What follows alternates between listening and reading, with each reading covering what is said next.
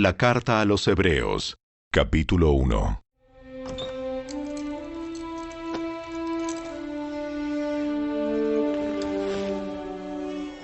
Hace mucho tiempo, Dios habló muchas veces y de diversas maneras a nuestros antepasados por medio de los profetas. Y ahora, en estos últimos días, nos ha hablado por medio de su Hijo. Dios le prometió todo al Hijo como herencia, y mediante el Hijo creó el universo. El Hijo irradia la gloria de Dios y expresa el carácter mismo de Dios y sostiene todo con el gran poder de su palabra. Después de habernos limpiado de nuestros pecados, se sentó en el lugar de honor, a la derecha del majestuoso Dios en el cielo. Esto demuestra que el Hijo es muy superior a los ángeles, así como el nombre que Dios le dio es superior al nombre de ellos. Pues Dios nunca le dijo a ningún ángel lo que le dijo a Jesús. Tú eres mi Hijo. Hoy he llegado a ser tu Padre. Dios también dijo, Yo seré su Padre, y Él será mi Hijo. Además, cuando trajo a su Hijo Supremo al mundo, Dios dijo, Que lo adoren todos los ángeles de Dios. Pero con respecto a los ángeles, Dios dice, Él envía a sus ángeles como los vientos, y a sus sirvientes como llamas de fuego. Pero al Hijo le dice, Tu trono, oh Dios, permanece por siempre y para siempre. Tú gobiernas con un cetro de justicia. Amas la justicia y odias la maldad. Por eso, oh Dios, tu Dios te ha ungido derramando el aceite de alegría sobre ti más que sobre cualquier otro. También le dice al Hijo, Señor, en el principio echaste los cimientos de la tierra y con tus manos formaste los cielos. Ellos dejarán de existir, pero tú permaneces para siempre. Ellos se desgastarán como ropa vieja. Los doblarás como un manto y los desecharás como ropa usada. Pero tú siempre eres el mismo. Tú vivirás para siempre. Además, Dios nunca le dijo a ninguno de los ángeles, Siéntate en el lugar de honor a mi derecha, hasta que humille a tus enemigos y los ponga por debajo de tus pies. Por lo tanto, los ángeles solo son sirvientes, espíritus enviados para cuidar a quienes heredarán la salvación.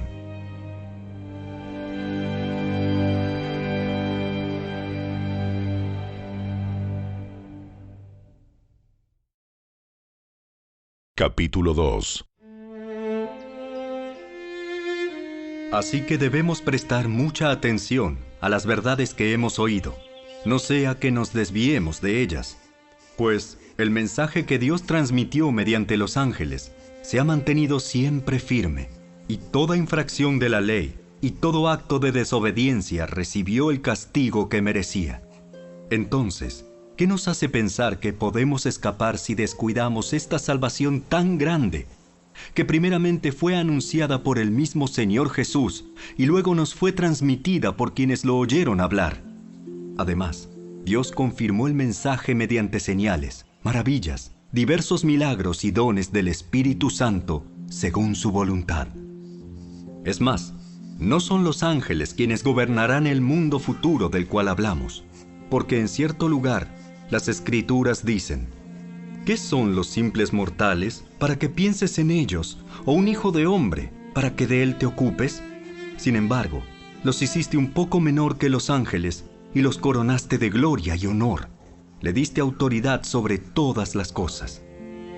Ahora bien, cuando dice todas las cosas, significa que nada queda afuera. Pero todavía no vemos que todas las cosas sean puestas bajo su autoridad.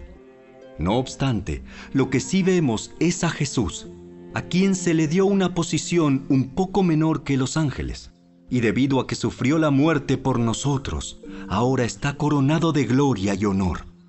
Efectivamente, por la gracia de Dios, Jesús conoció la muerte por todos. Dios, para quien y por medio de quien todo fue hecho, eligió llevar a muchos hijos a la gloria. convenía a Dios que, mediante el sufrimiento, hiciera a Jesús un líder perfecto, apto para llevarlos a la salvación. Por lo tanto, Jesús y los que Él hace santos tienen el mismo Padre. Por esa razón, Jesús no se avergüenza de llamarlos sus hermanos, pues le dijo a Dios: Anunciaré tu nombre a mis hermanos. Entre tu pueblo reunido te alabaré. También dijo: Pondré mi confianza en Él, es decir, yo y los hijos que Dios me ha dado. Debido a que los hijos de Dios son seres humanos, hechos de carne y sangre, el Hijo también se hizo de carne y sangre. Pues solo como ser humano podía morir, y solo mediante la muerte podía quebrantar el poder del diablo, quien tenía el poder sobre la muerte. Únicamente de esa manera el Hijo podía libertar a todos los que vivían esclavizados por temor a la muerte. También sabemos que el Hijo no vino para ayudar a los ángeles, sino que vino para ayudar a los descendientes de Abraham. Por lo tanto, era necesario que en todo sentido Él se hiciera semejante a nosotros, sus hermanos, para que fuera nuestro sumo sacerdote fiel y misericordioso delante de Dios. Entonces, podría ofrecer un sacrificio que quitaría los pecados del pueblo. Debido a que Él mismo ha pasado por sufrimientos y pruebas, puede ayudarnos cuando pasamos por pruebas.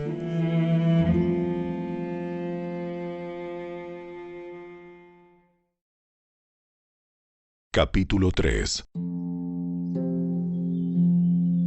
Así que, amados hermanos, ustedes que pertenecen a Dios y tienen parte con los que han sido llamados al cielo, consideren detenidamente a este Jesús, a quien declaramos mensajero de Dios y sumo sacerdote.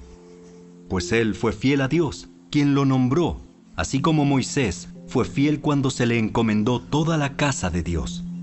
Pero Jesús merece mucha más gloria que Moisés. Así como el que construye una casa merece más elogio que la casa misma, pues cada casa tiene un constructor, pero el que construyó todo es Dios.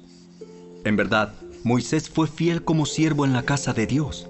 Su trabajo fue una ilustración de las verdades que Dios daría a conocer tiempo después.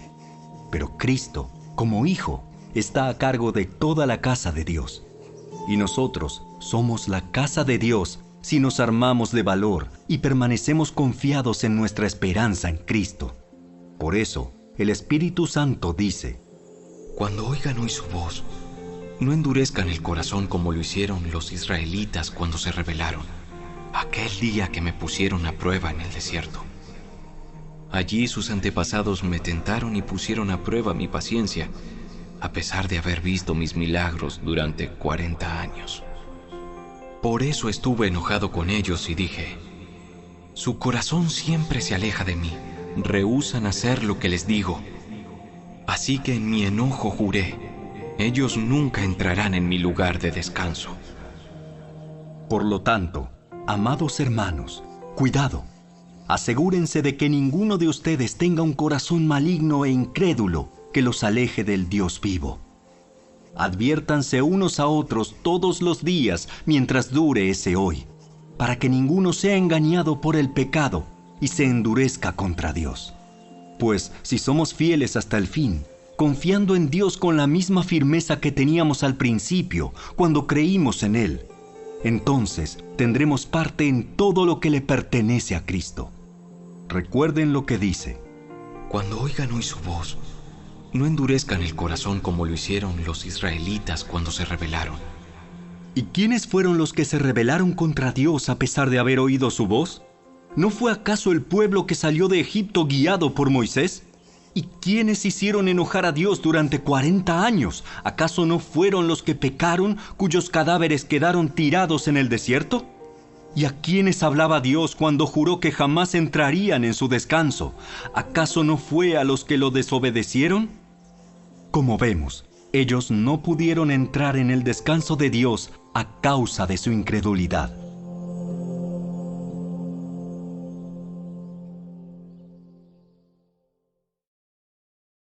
Capítulo 4. Todavía sigue vigente la promesa que hizo Dios de entrar en su descanso. Por lo tanto, debemos temblar de miedo ante la idea de que alguno de ustedes no llegue a alcanzarlo. Pues esta buena noticia del descanso que Dios ha preparado se nos ha anunciado tanto a ellos como a nosotros. Pero a ellos no les sirvió de nada porque no tuvieron la fe de los que escucharon a Dios. Pues solo los que creemos podemos entrar en su descanso. En cuanto a los demás, Dios dijo: En mi enojo juré, ellos nunca entrarán en mi lugar de descanso. Si bien ese descanso está preparado desde que Él hizo el mundo, sabemos que está preparado debido al pasaje en las Escrituras que menciona el séptimo día. Cuando llegó el séptimo día, Dios descansó de toda su labor. Pero en el otro pasaje Dios dijo: ellos nunca entrarán en mi lugar de descanso. Así que el descanso de Dios está disponible para que la gente entre, pero los primeros en oír esta buena noticia no entraron porque desobedecieron a Dios. Entonces Dios fijó otro tiempo para entrar en su descanso, y ese tiempo es hoy. Lo anunció mucho más tarde por medio de David, en las palabras que ya se han citado: Cuando oigan hoy su voz, no endurezcan el corazón. Ahora bien, si Josué hubiera logrado darles ese descanso, Dios no habría hablado de otro día de descanso aún por venir. Así que todavía hay un descanso especial en espera para el pueblo de Dios. Pues todos los que han entrado en el descanso de Dios han descansado de su trabajo, tal como Dios descansó del suyo después de crear el mundo. Entonces, hagamos todo lo posible por entrar en ese descanso. Pero si desobedecemos a Dios como lo hizo el pueblo de Israel, caeremos. Pues la palabra de Dios es viva y poderosa. Es más cortante que cualquier espada de 2 filos. Penetra entre el alma y el espíritu, entre la articulación y la médula del hueso. Deja al descubierto nuestros pensamientos y deseos más íntimos. No hay nada en toda la creación que esté oculto a Dios. Todo está desnudo y expuesto ante sus ojos, y es a Él a quien rendimos cuentas. Por lo tanto, ya que tenemos un gran sumo sacerdote que entró en el cielo, Jesús, el Hijo de Dios, aferrémonos a lo que creemos. Nuestro sumo sacerdote comprende nuestras debilidades, porque enfrentó todas y cada una de las pruebas que enfrentamos nosotros. Sin embargo, Él nunca pecó. Así que acerquémonos con toda confianza al trono de la gracia de nuestro Dios. Allí recibiremos su misericordia y encontraremos la gracia que nos ayudará cuando más la necesitemos.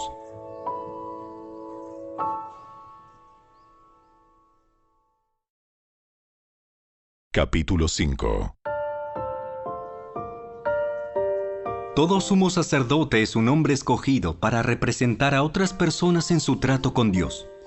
Él presenta a Dios las ofrendas de esas personas y ofrece sacrificios por los pecados. Y puede tratar con paciencia a los ignorantes y descarriados, porque Él también está sujeto a las mismas debilidades.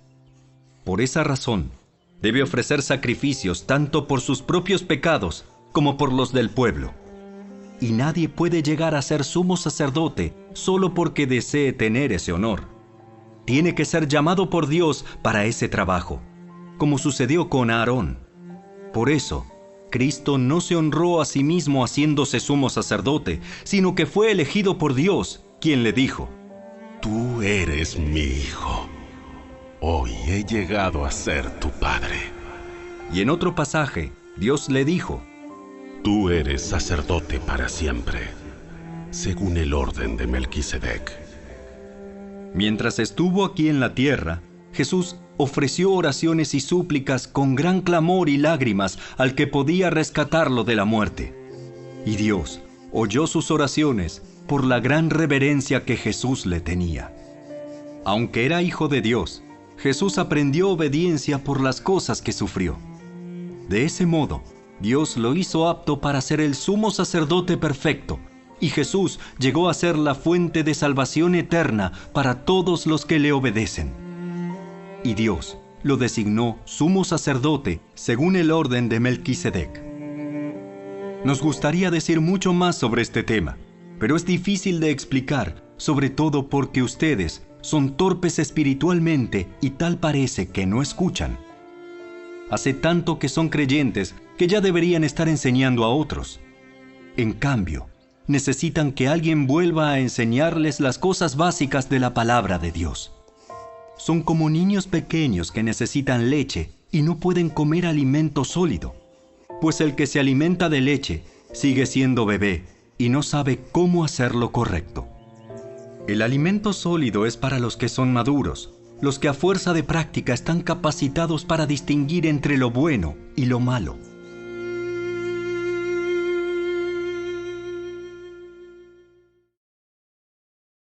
Capítulo 6.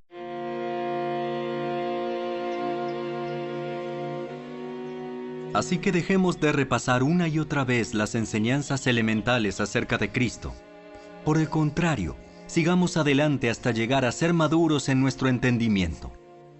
No puede ser que tengamos que comenzar de nuevo con los importantes cimientos acerca del arrepentimiento de las malas acciones y de tener fe en Dios. Ustedes tampoco necesitan más enseñanza acerca de los bautismos, la imposición de manos, la resurrección de los muertos y el juicio eterno.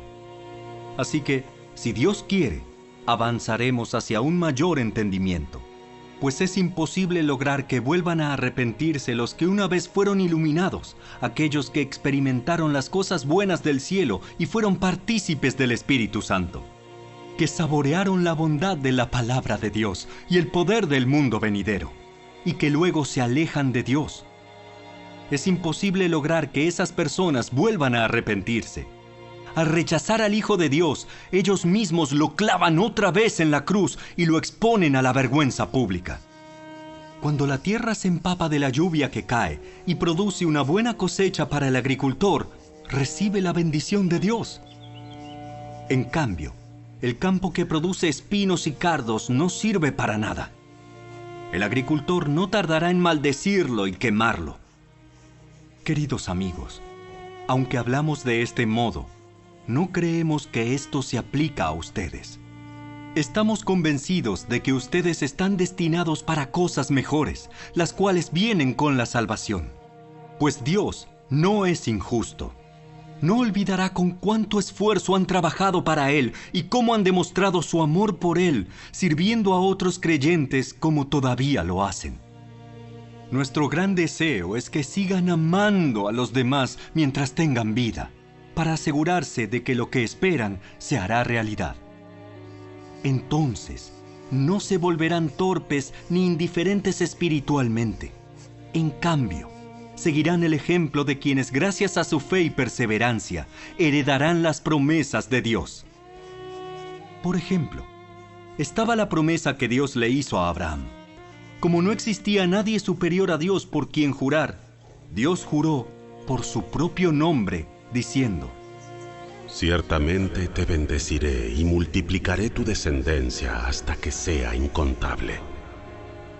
Entonces Abraham esperó con paciencia y recibió lo que Dios le había prometido. Ahora bien, cuando las personas hacen un juramento, invocan a alguien superior a ellas para obligarse a cumplirlo. Y no cabe ninguna duda de que ese juramento conlleva una obligación. Dios también se comprometió mediante un juramento para que los que recibieran la promesa pudieran estar totalmente seguros de que Él jamás cambiaría de parecer. Así que Dios ha hecho ambas cosas, la promesa y el juramento. Estas dos cosas no pueden cambiar porque es imposible que Dios mienta. Por lo tanto, los que hemos acudido a Él en busca de refugio, podemos estar bien confiados aferrándonos a la esperanza que está delante de nosotros. Esta esperanza es un ancla firme y confiable para el alma. Nos conduce a través de la cortina al santuario interior de Dios. Jesús ya entró allí por nosotros. Él ha llegado a ser nuestro eterno sumo sacerdote, según el orden de Melquisedec.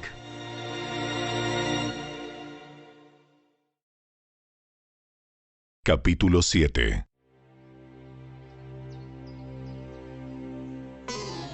Este Melquisedec fue rey de la ciudad de Salem y también sacerdote del Dios Altísimo.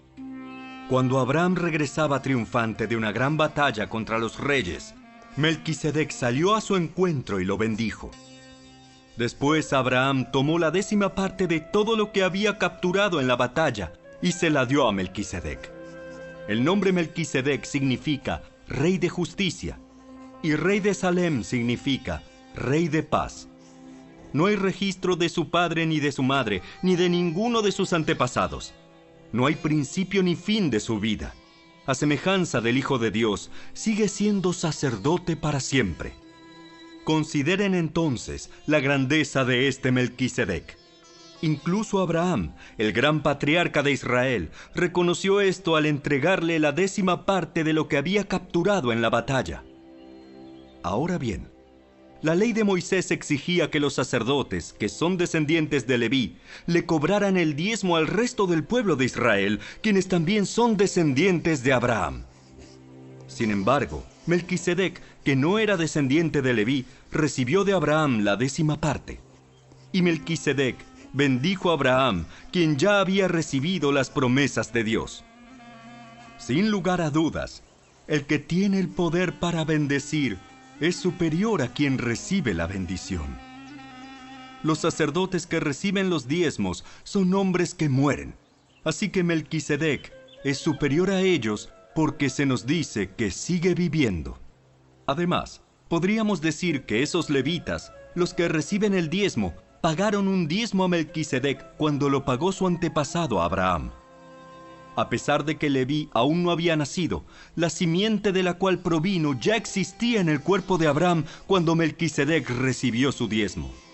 Entonces, si el sacerdocio de Leví, sobre el cual se basó la ley, hubiera podido lograr la perfección que Dios propuso, ¿por qué fue necesario que Dios estableciera un sacerdocio diferente, con un sacerdote según el orden de Melquisedec, en lugar del orden de Leví y Aarón? Y si se cambia el sacerdocio, también es necesario cambiar la ley para permitirlo.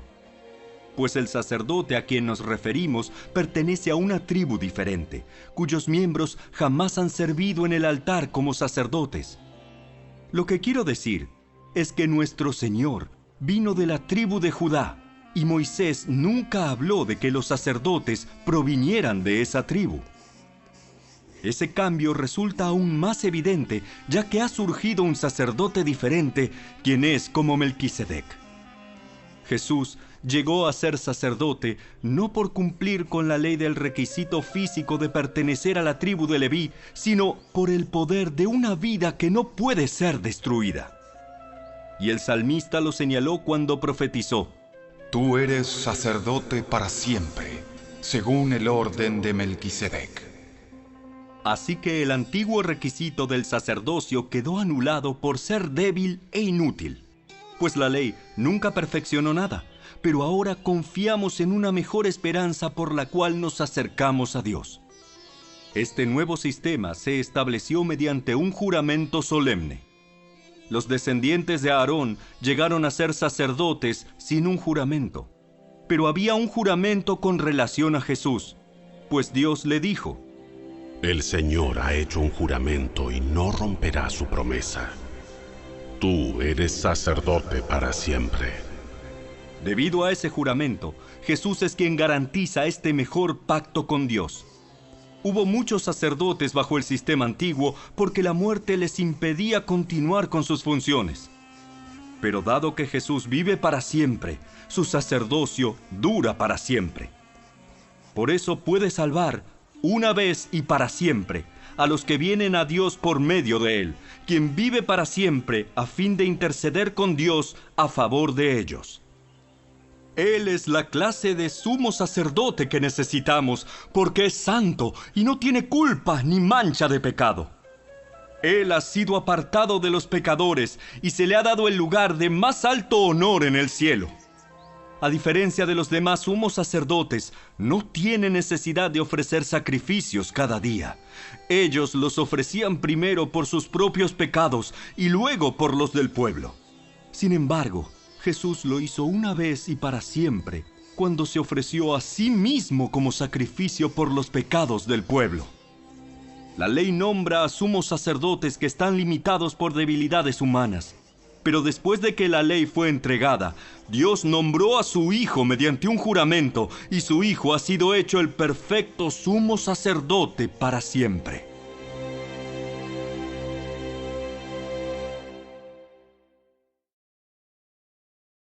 Capítulo 8. El punto principal es el siguiente. Tenemos un sumo sacerdote quien se sentó en el lugar de honor, a la derecha del trono del Dios majestuoso en el cielo. Allí sirve como ministro en el tabernáculo del cielo, el verdadero lugar de adoración construido por el Señor y no por manos humanas. Ya que es deber de todo sumo sacerdote presentar ofrendas y sacrificios, nuestro sumo sacerdote también tiene que presentar una ofrenda. Si estuviera aquí en la tierra, ni siquiera sería sacerdote, porque ya hay sacerdotes que presentan las ofrendas que exige la ley. Ellos sirven dentro de un sistema de adoración que es solo una copia, una sombra del verdadero que está en el cielo. Pues cuando Moisés estaba por construir el tabernáculo, Dios le advirtió lo siguiente: asegúrate de hacer todo según el modelo que te mostré aquí en la montaña. Pero ahora a Jesús, nuestro sumo sacerdote, se le ha dado un ministerio que es muy superior al sacerdocio antiguo, porque Él es mediador a nuestro favor de un mejor pacto con Dios basado en promesas mejores. Si el primer pacto no hubiera tenido defectos, no habría sido necesario reemplazarlo con un segundo pacto. Pero cuando Dios encontró defectos en el pueblo, dijo: se acerca el día en que haré un nuevo pacto con el pueblo de Israel y de Judá. Este pacto no será como el que hice con sus antepasados, cuando los tomé de la mano y los saqué de la tierra de Egipto. Ellos no permanecieron fieles a mi pacto, por eso les di la espalda. Pero este es el nuevo pacto que haré con el pueblo de Israel en ese día. Pondré mis leyes en su mente y las escribiré en su corazón. Yo seré su Dios, y ellos serán mi pueblo. Y no habrá necesidad de enseñar a sus vecinos, ni habrá necesidad de enseñar a sus parientes diciendo: deberías conocer al Señor. Pues todos ya me conocerán, desde el más pequeño hasta el más grande. Perdonaré sus maldades y nunca más me acordaré de sus pecados. Cuando Dios habla de un nuevo pacto, quiere decir que ha hecho obsoleto al primero, el cual ha caducado y pronto desaparecerá.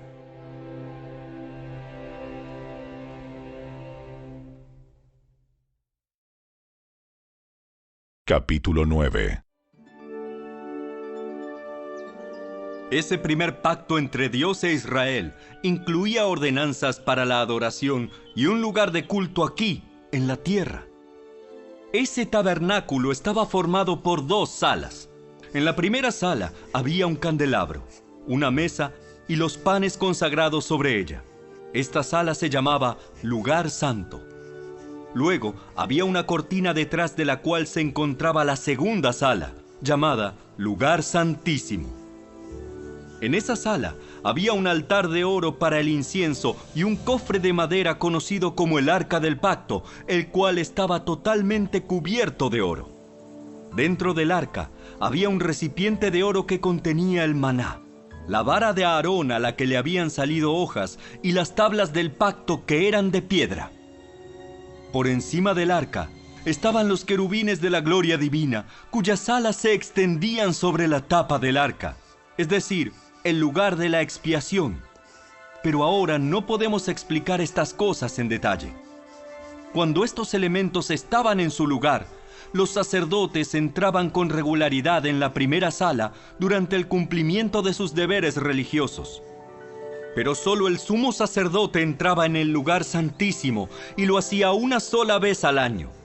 Y siempre ofrecía sangre por sus propios pecados y por los pecados que el pueblo cometía por ignorancia.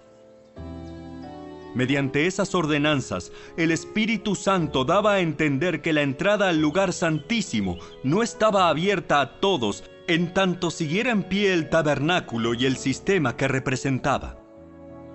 Esta es una ilustración que apunta al tiempo presente. pues las ofrendas y los sacrificios que ofrecen los sacerdotes no pueden limpiar la conciencia de las personas que los traen. Pues ese sistema antiguo solo consiste en alimentos, bebidas y diversas ceremonias de purificación, es decir, ordenanzas externas que permanecieron vigentes solo hasta que se estableció un sistema mejor. Entonces Cristo ahora ha llegado a ser el sumo sacerdote por sobre todas las cosas buenas que han venido. Él entró en ese tabernáculo superior y más perfecto que está en el cielo, el cual no fue hecho por manos humanas ni forma parte del mundo creado. Con su propia sangre, no con la sangre de cabras ni de becerros, entró en el lugar santísimo una sola vez y para siempre, y aseguró nuestra redención eterna. Bajo el sistema antiguo, la sangre de cabras y toros y las cenizas de una novilla podían limpiar el cuerpo de las personas que estaban ceremonialmente impuras. Imagínense cuánto más la sangre de Cristo nos purificará la conciencia de acciones pecaminosas para que adoremos al Dios viviente. Pues por el poder del Espíritu Eterno, Cristo se ofreció a sí mismo a Dios como sacrificio perfecto por nuestros pecados. Por eso Él es el mediador de un nuevo pacto entre Dios y la gente, para que todos los que son llamados puedan recibir la herencia eterna que Dios les ha prometido. Pues Cristo murió para librarlos del castigo por los pecados que habían cometido bajo ese primer pacto. Ahora bien, cuando alguien deja un testamento, es necesario comprobar que la persona que lo hizo ha muerto. El testamento solo entra en vigencia después de la muerte de la persona. Mientras viva el que lo hizo, el testamento no puede entrar en vigencia. Por eso, aún el primer pacto fue puesto en vigencia con la sangre de un animal.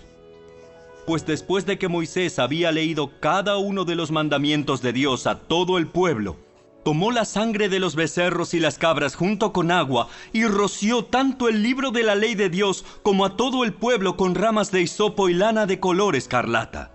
Entonces dijo: Esta sangre confirma el pacto que Dios ha hecho con ustedes. De la misma manera, roció con la sangre el tabernáculo y todo lo que se usaba para adorar a Dios. De hecho, según la ley de Moisés, casi todo se purificaba con sangre, porque sin derramamiento de sangre no hay perdón.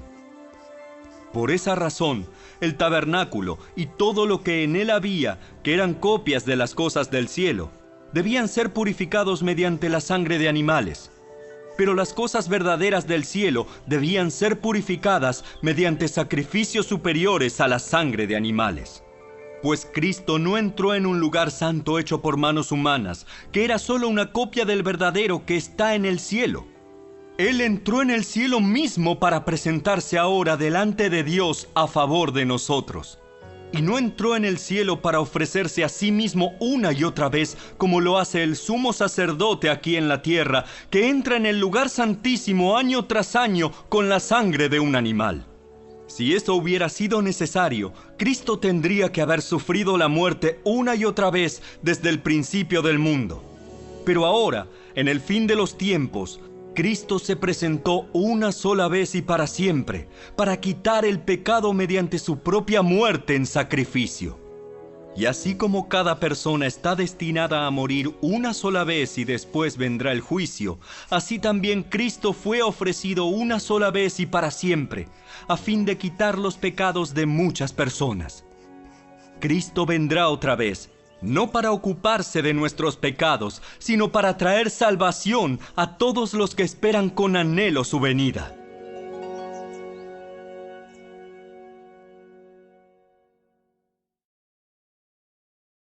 Capítulo 10. El sistema antiguo bajo la ley de Moisés era solo una sombra, un tenue anticipo de las cosas buenas por venir, no las cosas buenas en sí mismas. Bajo aquel sistema se repetían los sacrificios una y otra vez, año tras año, pero nunca pudieron limpiar por completo a quienes venían a adorar. Si los sacrificios hubieran podido limpiar por completo, entonces habrían dejado de ofrecerlos, porque los adoradores se habrían purificado una sola vez y para siempre, y habrían desaparecido los sentimientos de culpa. Pero en realidad, esos sacrificios les recordaban sus pecados año tras año, pues no es posible que la sangre de los toros y las cabras quite los pecados. Por eso, cuando Cristo vino al mundo, le dijo a Dios: No quisiste sacrificios de animales ni ofrendas por el pecado, pero me has dado un cuerpo para ofrecer. No te agradaron las ofrendas quemadas ni otras ofrendas por el pecado. Luego dije: Aquí estoy, oh Dios. He venido a hacer tu voluntad, como está escrito acerca de mí en las Escrituras. Primero, Cristo dijo: No quisiste sacrificios de animales, ni ofrendas por el pecado, ni ofrendas quemadas, ni otras ofrendas por el pecado. Tampoco te agradaron todas esas ofrendas, aun cuando la ley de Moisés las exige. Luego dijo: Aquí estoy, he venido a hacer tu voluntad. Él anula el primer pacto para que el segundo entre en vigencia, pues la voluntad de Dios fue que el sacrificio del cuerpo de Jesucristo nos hiciera santos una vez y para siempre. Bajo el antiguo pacto, el sacerdote oficia de pie delante del altar día tras día, ofreciendo los mismos sacrificios una y otra vez, los cuales nunca pueden quitar los pecados. Pero nuestro sumo sacerdote se ofreció a sí mismo a Dios como un solo sacrificio por los pecados, válido para siempre. Luego se sentó en el lugar de honor a la derecha de Dios. Allí espera hasta que sus enemigos sean humillados y puestos por debajo de sus pies. Pues mediante esa única ofrenda, Él perfeccionó para siempre a los que está haciendo santos. Y el Espíritu Santo también da testimonio de que es verdad, pues dice: Este es el nuevo pacto que haré con mi pueblo en aquel día. Pondré mis leyes en su corazón y las escribiré en su mente. Después dice: Nunca más me acordaré de sus pecados y sus transgresiones. Y cuando los pecados han sido perdonados, ya no hace falta ofrecer más sacrificios. Así que, amados hermanos, podemos entrar con valentía en el lugar santísimo del cielo por causa de la sangre de Jesús.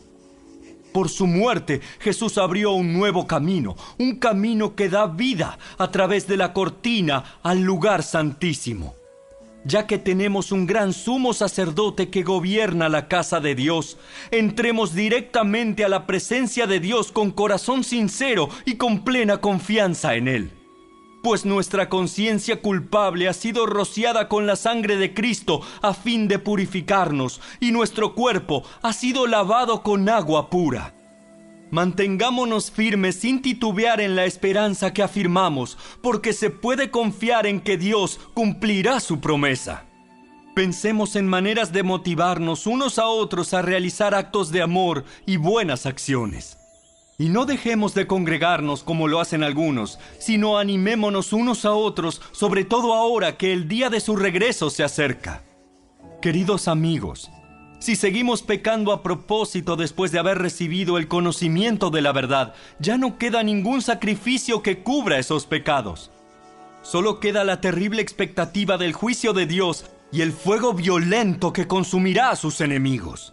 Pues todo el que rehusaba obedecer la ley de Moisés era ejecutado sin compasión por el testimonio de 2 o 3 testigos.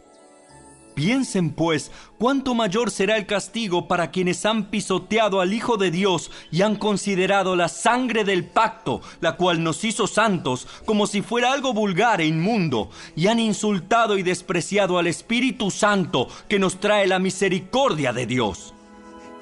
Pues conocemos al que dijo: Yo tomaré venganza, yo les pagaré lo que se merecen. También dijo: El Señor juzgará a su propio pueblo. Es algo aterrador caer en manos del Dios vivo. Acuérdense de los primeros tiempos cuando recién aprendían acerca de Cristo. Recuerden cómo permanecieron fieles aunque tuvieron que soportar terrible sufrimiento. Algunas veces los ponían en ridículo públicamente y los golpeaban. Otras veces ustedes ayudaban a los que pasaban por lo mismo. Sufrieron junto con los que fueron metidos en la cárcel, y cuando a ustedes les quitaron todos sus bienes, lo aceptaron con alegría. Sabían que en el futuro les esperaban cosas mejores que durarán para siempre. Por lo tanto, no desechen la firme confianza que tienen en el Señor. Tengan presente la gran recompensa que les traerá. Perseverar con paciencia es lo que necesitan ahora para seguir haciendo la voluntad de Dios. Entonces recibirán todo lo que Él ha prometido. Pues dentro de muy poco tiempo, aquel que viene vendrá sin demorarse. Mis justos vivirán por la fe, pero no me complaceré con nadie que se aleje. Pero nosotros no somos de los que se apartan de Dios hacia su propia destrucción. Somos los fieles, y nuestras almas serán salvas.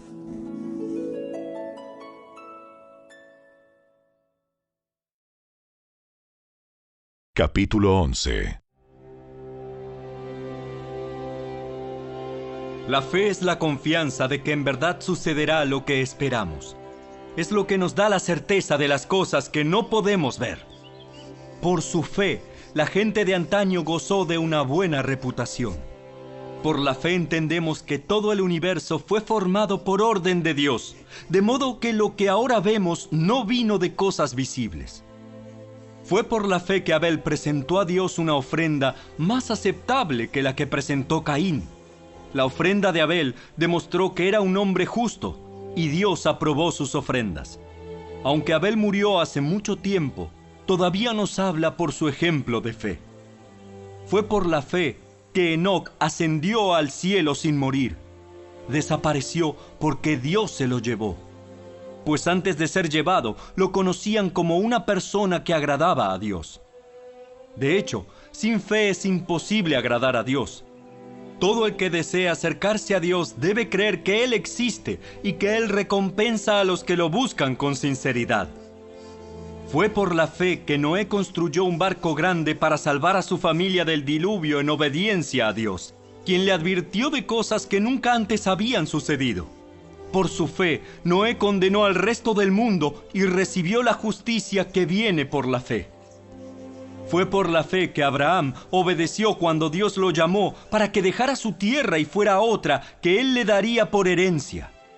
Se fue sin saber a dónde iba.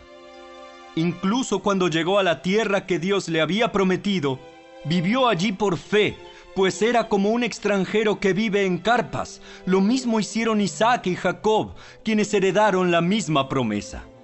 Abraham esperaba con confianza una ciudad de cimientos eternos, una ciudad diseñada y construida por Dios. Fue por la fe que hasta Sara pudo tener un hijo, a pesar de ser estéril y demasiado anciana. Ella creyó que Dios cumpliría su promesa. Así que una nación entera provino de este solo hombre, quien estaba casi muerto en cuanto a tener hijos. Una nación con tantos habitantes que como las estrellas de los cielos y la arena de la orilla del mar es imposible contar. Todas estas personas murieron aún creyendo lo que Dios les había prometido. Y aunque no recibieron lo prometido, lo vieron desde lejos y lo aceptaron con gusto. Coincidieron en que eran extranjeros y nómadas aquí en este mundo. Es obvio que quienes se expresan así esperan tener su propio país. Si hubieran añorado el país del que salieron, bien podrían haber regresado. Sin embargo, buscaban un lugar mejor, una patria celestial. Por eso, Dios no se avergüenza de ser llamado el Dios de ellos, pues les ha preparado una ciudad.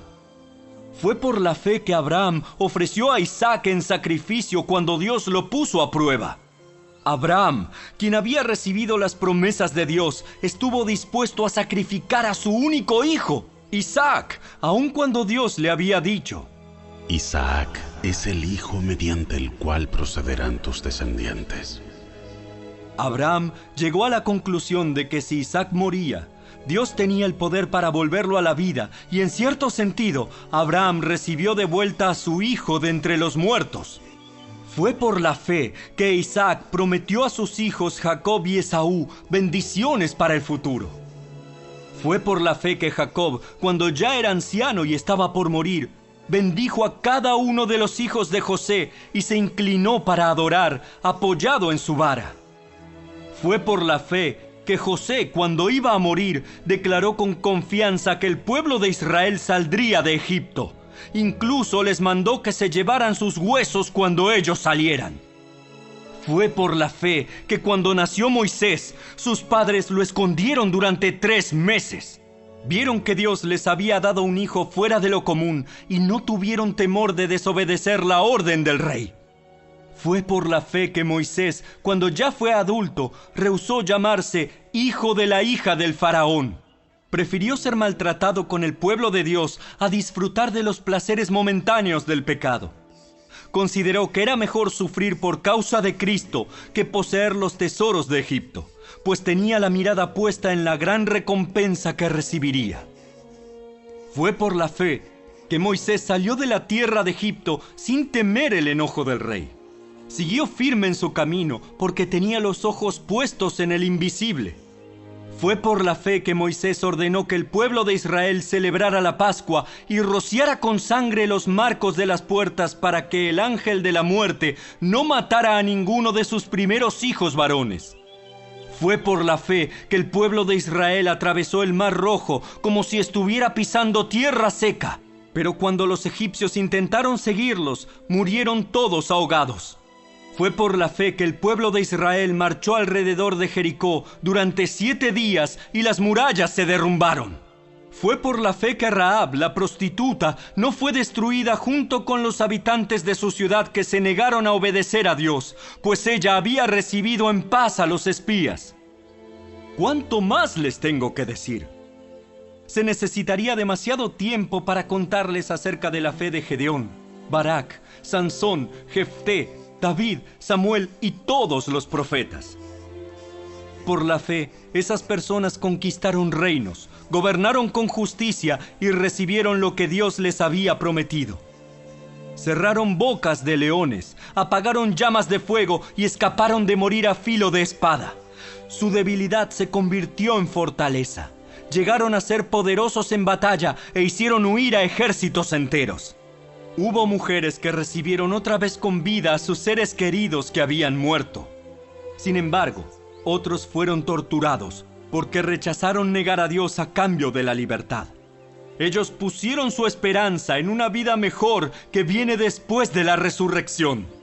Algunos fueron ridiculizados y sus espaldas fueron laceradas con látigos. Otros fueron encadenados en prisiones. Algunos murieron apedreados. A otros los cortaron por la mitad con una sierra y a otros los mataron a espada. Algunos anduvieron vestidos con pieles de ovejas y cabras, desposeídos y oprimidos y maltratados.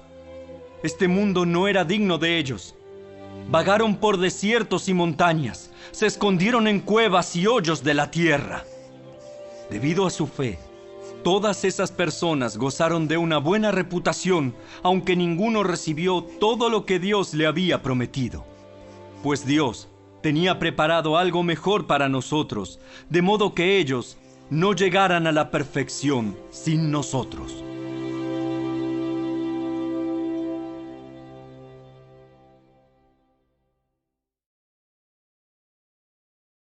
Capítulo 12.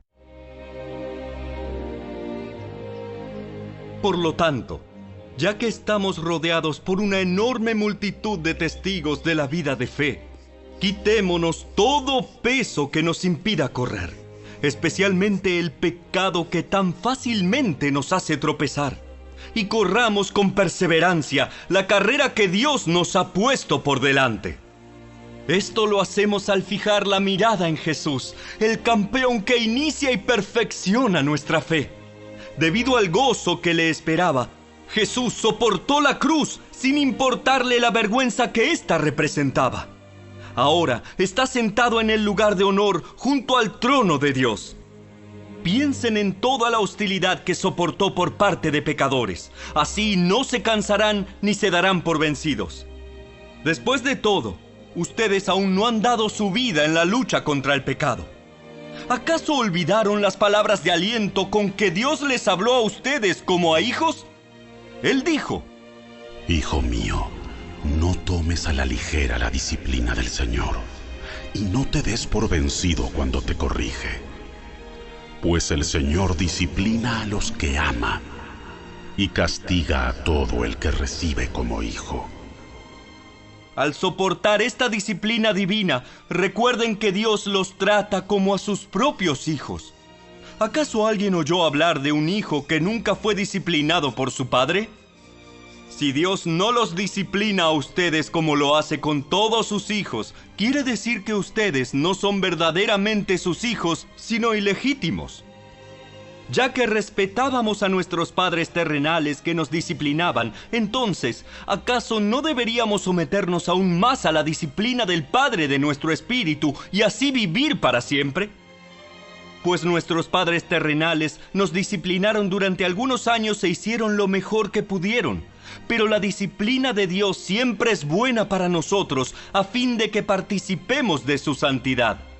Ninguna disciplina resulta agradable a la hora de recibirla.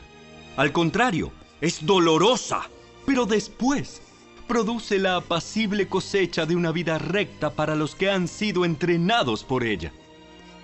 Por lo tanto, renueven las fuerzas de sus manos cansadas y fortalezcan sus rodillas debilitadas. Tracen un camino recto para sus pies, a fin de que los débiles y los cojos no caigan, sino que se fortalezcan. Esfuércense por vivir en paz con todos y procuren llevar una vida santa, porque los que no son santos no verán al Señor. Cuídense unos a otros para que ninguno de ustedes deje de recibir la gracia de Dios. Tengan cuidado de que no brote ninguna raíz venenosa de amargura, la cual los trastorne a ustedes y envenene a muchos. Asegúrense de que ninguno sea inmoral ni profano como Esaú, que cambió sus derechos de primer hijo varón por un simple plato de comida. Ustedes saben que después, cuando quiso recibir la bendición de su padre, fue rechazado. Ya era demasiado tarde para arrepentirse, a pesar de que suplicó con lágrimas amargas. Ustedes no se han acercado a una montaña que se pueda tocar, a un lugar que arde en llamas, un lugar de oscuridad y tinieblas, rodeado por un torbellino como les sucedió a los israelitas cuando llegaron al monte Sinaí. Ellos oyeron un imponente toque de trompeta y una voz tan temible que les suplicaron a Dios que dejara de hablar. Retrocedieron tambaleándose bajo el mandato de Dios. Si tan solo un animal toca la montaña, deberá morir apedreado. Incluso Moisés se asustó tanto de lo que vio que dijo: Estoy temblando de miedo. En cambio, ustedes han llegado al monte Sión, a la ciudad del Dios viviente, a la Jerusalén celestial, y a incontables miles de ángeles que se han reunido llenos de gozo. Ustedes han llegado a la congregación de los primogénitos de Dios, cuyos nombres están escritos en el cielo. Ustedes han llegado a Dios mismo, quien es el juez sobre todas las cosas. Ustedes han llegado a los espíritus de los justos, que están en el cielo y que ya han sido perfeccionados. Ustedes han llegado a Jesús, el mediador del nuevo pacto entre Dios y la gente, y también a la sangre rociada, que habla de perdón en lugar de clamar por venganza como la sangre de Abel. Tengan cuidado de no negarse a escuchar a aquel que habla, pues si el pueblo de Israel no escapó cuando se negó a escuchar a Moisés, el mensajero terrenal, ciertamente nosotros tampoco escaparemos si rechazamos a aquel que nos habla desde el cielo. Cuando Dios habló desde el monte Sinaí, su voz hizo temblar la tierra, pero ahora Él hace otra promesa. Una vez más, haré temblar no solo la tierra, sino también los cielos. Eso significa que toda la creación será agitada y removida para que solo permanezcan las cosas inconmovibles. Ya que estamos recibiendo un reino inconmovible, seamos agradecidos y agrademos a Dios adorándolo con santo temor y reverencia, porque nuestro Dios es un fuego que todo lo consume.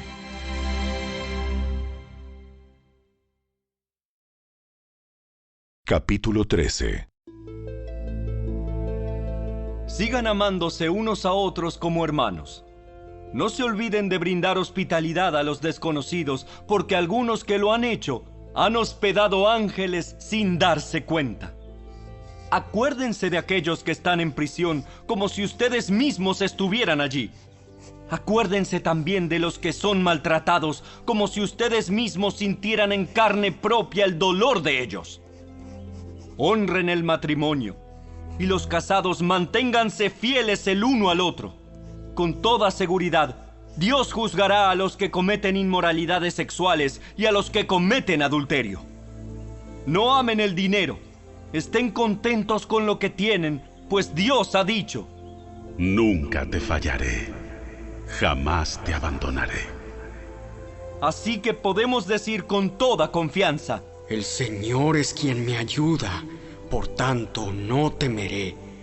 ¿Qué me puede hacer un simple mortal? Acuérdense de los líderes que les enseñaron la palabra de Dios.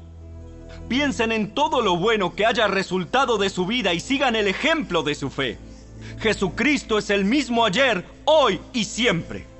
Así que no se dejen cautivar por ideas nuevas y extrañas. Su fortaleza espiritual proviene de la gracia de Dios y no depende de reglas sobre los alimentos que de nada sirven a quienes las siguen. Tenemos un altar del cual los sacerdotes del tabernáculo no tienen derecho a comer. Bajo el sistema antiguo, el sumo sacerdote llevaba la sangre de los animales al lugar santo como sacrificio por el pecado, y los cuerpos de esos animales se quemaban fuera del campamento. De igual manera, Jesús sufrió y murió fuera de las puertas de la ciudad para hacer santo a su pueblo mediante su propia sangre. Entonces, salgamos al encuentro de Jesús, fuera del campamento, y llevemos la deshonra que Él llevó. Pues este mundo no es nuestro hogar permanente. Esperamos el hogar futuro. Por lo tanto, por medio de Jesús, ofrezcamos un sacrificio continuo de alabanza a Dios, mediante el cual proclamamos nuestra lealtad a su nombre. Y no se olviden de hacer el bien, ni de compartir lo que tienen con quienes pasan necesidad. Estos son los sacrificios que le agradan a Dios. Obedezcan a sus líderes espirituales y hagan lo que ellos dicen. Su tarea es cuidar el alma de ustedes y tienen que rendir cuentas a Dios. Denles motivos para que la hagan con alegría y no con dolor. Esto último ciertamente no los beneficiará a ustedes. Oren por nosotros, pues tenemos la conciencia limpia y deseamos comportarnos con integridad en todo lo que hacemos. Y oren especialmente para que pueda regresar a verlos pronto. Y ahora que el Dios de paz, quien levantó de entre los muertos a nuestro Señor Jesús, el gran pastor de las ovejas, y que ratificó un pacto eterno con su sangre, los capacite con todo lo que necesiten para hacer su voluntad. Que Él produzca en ustedes, mediante el poder de Jesucristo, todo lo bueno que a Él le agrada. A Él sea toda la gloria por siempre y para siempre. Amén. Les ruego, amados hermanos, que hagan caso a lo que les escribí en esta breve exhortación. Quiero que sepan que nuestro hermano Timoteo ya salió de la cárcel. Si llega pronto, lo llevaré conmigo cuando vaya a verlos. Saluden a todos los líderes y a todos los creyentes que están allí. Los creyentes de Italia les envían sus saludos.